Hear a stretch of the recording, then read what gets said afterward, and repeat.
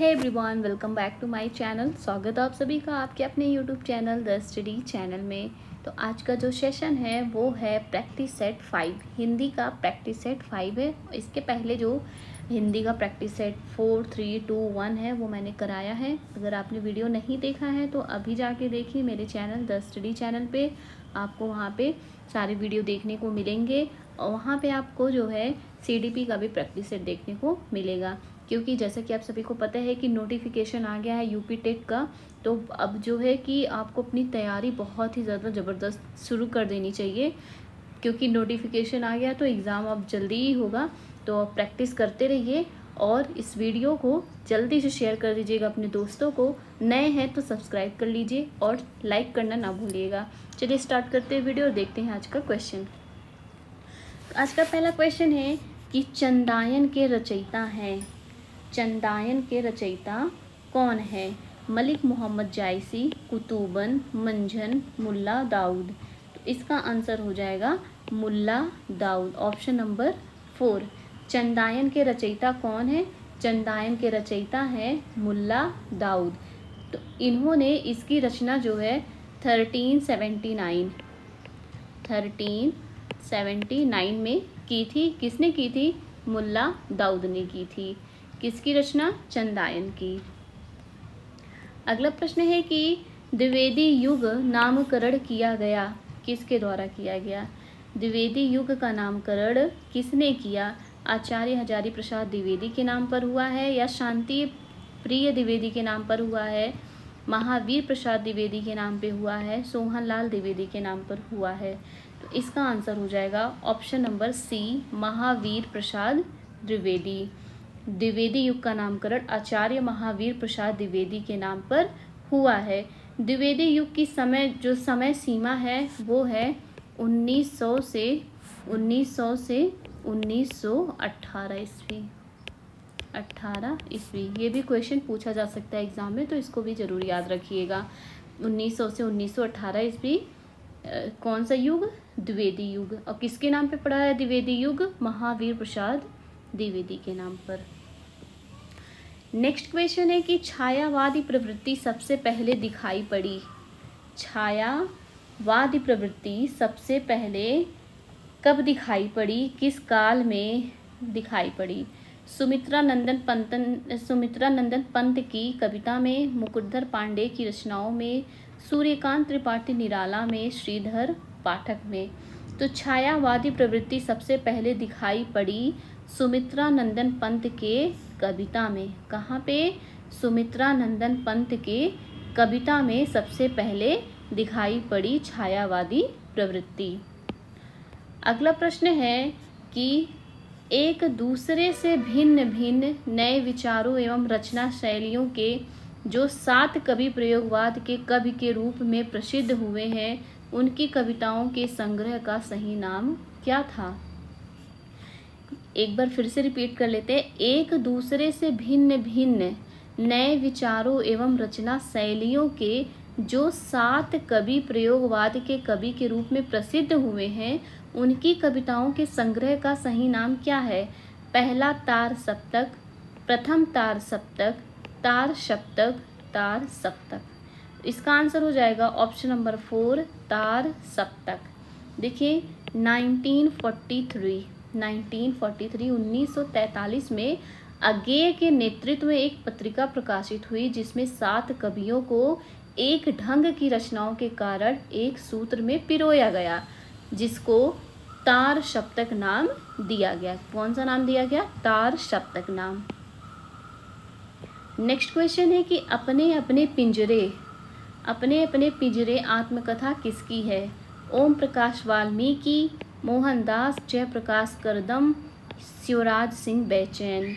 इसका आंसर हो जाएगा option number B, Mohandas.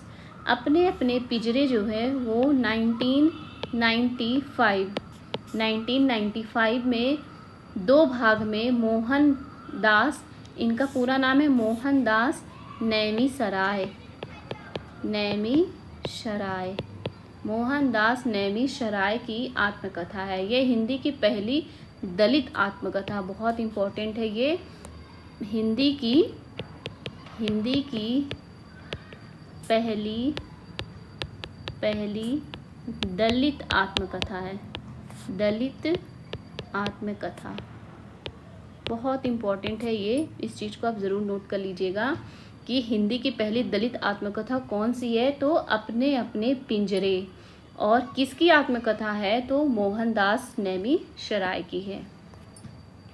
Next question है कि इद त्रमम किसकी रचना है?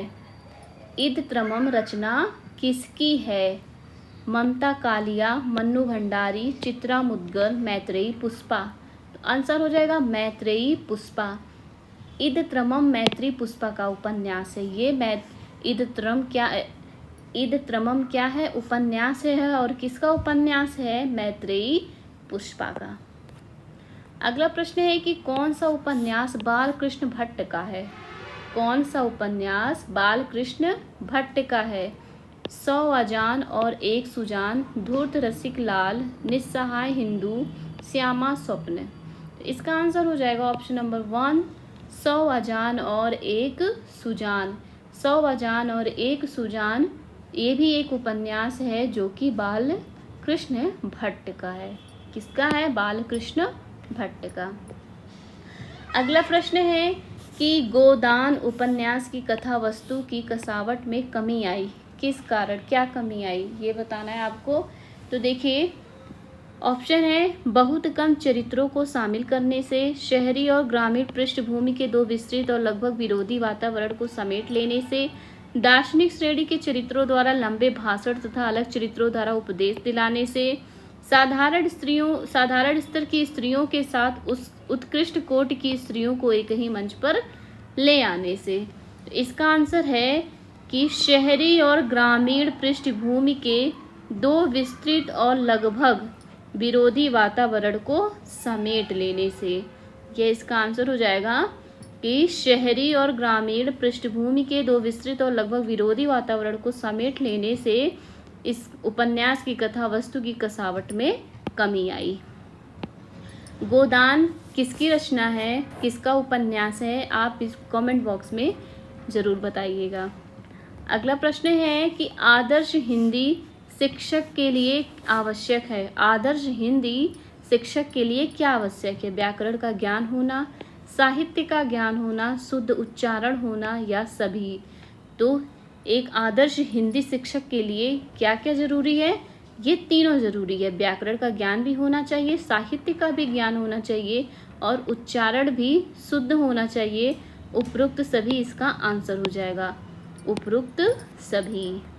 नेक्स्ट क्वेश्चन है कि नाटक शिक्षक की उपयुक्त विधि है। नाटक शिक्षक की उपयुक्त विधि क्या है? कक्षा अभिनय प्रणाली, रंगमंच प्रणाली, अर्थबोध प्रणाली, व्याख्या प्रणाली। तो इसका आंसर हो जाएगा कक्षा अभिनय प्रणाली। नाटक शिक्षा की उपयुक्त विधि कौन सी है? कक्षा अभिनय प्रणाली। Option number 1 is the correct answer. Next question is लोक मंगल की भावना के सर्वश्रेष्ठ कवि इनमें से कौन से हैं? लोक मंगल की भावना के सर्वश्रेष्ठ कवि इनमें से कौन से हैं? मलिक मोहम्मद जायसी, गोस्वामी तुलसीदास, सच्चिदानंद हीरानंद वात्स्यायन, अगेय, मुक्तिबोध। इसका आंसर हो जाएगा ऑप्शन नंबर 2 गोस्वामी तुलसीदास। लोक मंगल की भावना के सर्वश्रेष्ठ कवि गोस्वामी तुलसीदास जी हैं। इनको लोक मंगल का कवि कहा जाता है। लोक मंगल का कवि कहा जाता है इनको। लोक मंगल का कवि कहा जाता है। और ये किसने नाम दिया है? किसने कहा है? तो कहा है किसने? रामचंद्र शुक्ल ने। किसने? रामचंद्र शुक्ल ने इनको लोक मंगल का कवि कहा है। अगला प्रश्न है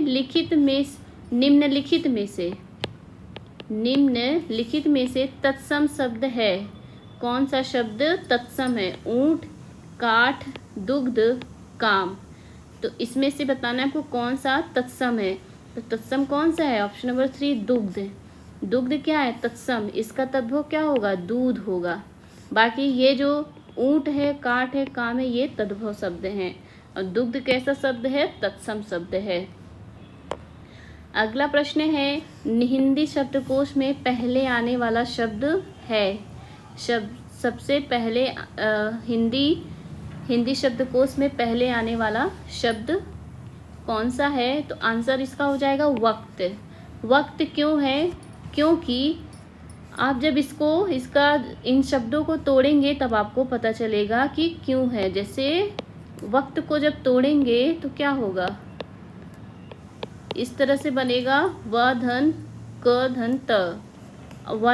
वरक को जब तोड़ेंगे तो हो जाएगा व धन र धन क। उसके बाद वक्र को जब तोड़ेंगे, वक्र को, तो हो जाएगा व धन क धन र, वक्र। और वर्ग को तोड़ेंगे तो व धन र धन ग। तो अब देखिए, हिंदी वर्णमाला में क से पहले अध का आता है, इसके बाद त फिर र आता है, इसलिए दिए गए शब्दों में वक्त शब्द हिंदी शब्दकोश में पहले आएगा। तो आंसर क्या हो जाएगा? वक्त। अगला प्रश्न देखते हैं। अगला प्रश्न है कि उपकार को ना मानने वाला वाक्यांश के लिए एक शब्द बताना है। सही शब्द इनमें से कौन सा है? जो उपकार को नहीं मानता है उसको क्या कहते हैं? कृतघ्न कहते हैं। क्या कहते हैं? कृतघ्न कहते हैं। अगला प्रश्न है कि ताजमहल किसका एक अद्भुत नमूना है? रिक्त स्थान की पूर्ति किस शब्द से होगी? शिल्पकला, मूर्तिकला, चित्रकला, स्थापत्य कला। तो ताजमहल किसका एक अद्भुत नमूना है? तो ताजमहल जो है स्थापत्य कला का एक अद्भुत नमूना है। ऑप्शन नंबर 4 इसका सही आंसर हो जाएगा। अगला प्रश्न है कि निम्न में से कौन सा पाठ्य पुस्तक का गुण नहीं है? कौन सा पाठ्य पुस्तक का गुण नहीं है? स्वदेश्यता, उपयुक्तता, अशुद्धता, क्रमबद्धता। तो पाठ्य पुस्तक का गुण नहीं है, ये आपको आंसर बताना है। तो इसका आंसर हो जाएगा अशुद्धता। देखिए, एक अच्छी पाठ्य पुस्तक के निर्माण में स्वदेश्यता, उपयुक्तता तथा क्रमबद्धता का गुण होना चाहिए, लेकिन अशुद्धता पाठ्य पुस्तक का गुण नहीं है, बल्कि ये क्या है? एक अवगुण है। अशुद्धता क्या है? अवगुण है। और यहाँ पे क्या पूछा गया है? गुण। और पूछा गया गुण नहीं है, तो गुण नहीं है तो क्या होगा? वो अवगुण होगा। तो अशुद्धता क्या है? अवगुण है। अगला प्रश्न है कि अन्या से अनन्या किसकी रचना है? अन्या से अनन्या किसकी रचना है? मैत्रेयी पुष्पा, मृदुला गर्ग, कृष्णा सोबती, प्रभा खेतान। तो इसका आंसर हो जाएगा प्रभा खेतान। Option number 4। अन्या से अनन्या जो है वो प्रभा खेतान की आत्मकथा है। ये क्या है? ये आत्मकथा है। किसकी? प्रभा खेतान की। मैत्रेयी पुष्पा की आत्मकथा है कस्तूरी कुंडल। इनकी आत्मकथा है मैत्रेयी पुष्पा की कस्तूरी कुंडल। कस्तूरी कुंडल ये किसकी आत्मकथा है? मैत्रेयी पुष्पा की।